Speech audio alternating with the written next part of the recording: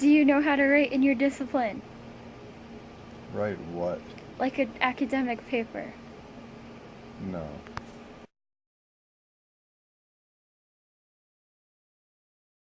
Hi, my name's Serena, and I'm hoping that one day I can be a computer scientist. And so, because of this, I did my own research as to how computer scientists write in the field.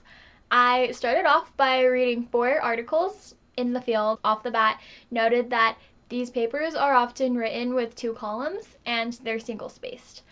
They also have a title, of course, and below their title it lists their name, the university that they go to, what their specialty in the field is, and also an email address if you have any questions, basically.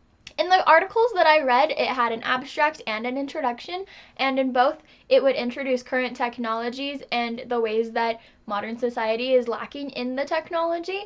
And then in all of them, it always said, quote, "In this paper we will," and then it goes off to say, "We will discuss how this technology that they're working on and researching can fix all of the inefficiencies that they found with society's technology that we have."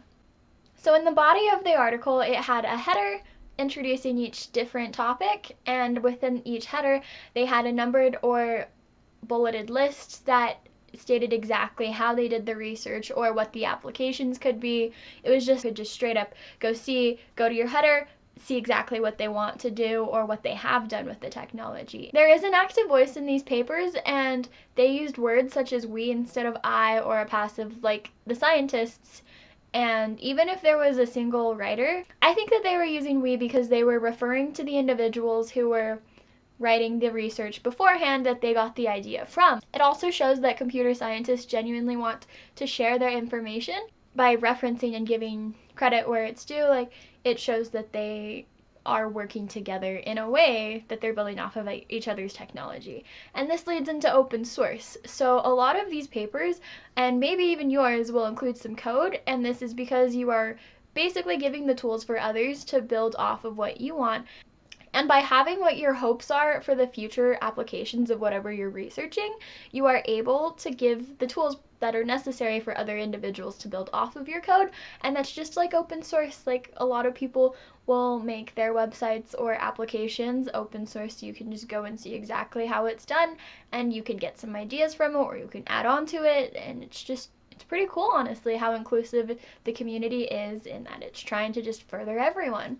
This also shows that there is a global audience, because a lot of these papers were written by international students. I only read one that was native to the US. The other 2 were from China, and there was one from Finland. And so these articles were actually really well written. They understand that it's for a global audience, and so they wanted to make sure that they were using precise diction to get across their ideas. And that's probably what you should be doing anyway.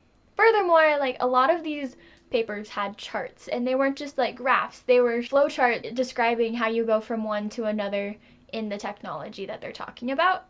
These papers aren't necessarily argumentative, but they kind of are, in the sense that they are telling the world what they found. They're trying to prove themselves, and rather than saying like I believe, or have a disclaimer stating that the information that you're stating is your own opinion and not necessarily true, the information that's provided by computer scientists have to be true with lots of evidence and research of your own.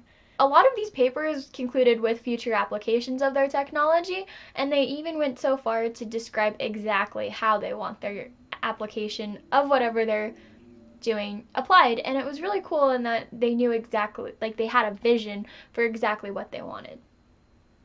And so they were hoping that other people might have the skills to do what they couldn't, or they were just trying to get their information out there.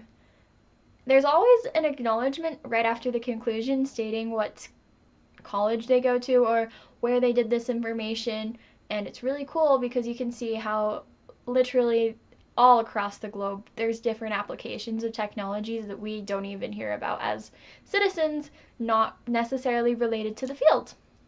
They all also used the citation of IEEE, and They used in-text citations, so every time they referenced something, they had a little number, and you go to the bibliography and you match the number up and you can see exactly who they're referencing or what they're talking about. And it's really cool because rather than taking time to explain in their paper exactly what they were talking about, you can go and you can read other people's information and research as to what they're talking about, and then come back and read the paper and you'll know exactly what they're talking about. And so if you know what they're talking about, you don't necessarily have to go and research it, but if you're curious, you can go research it.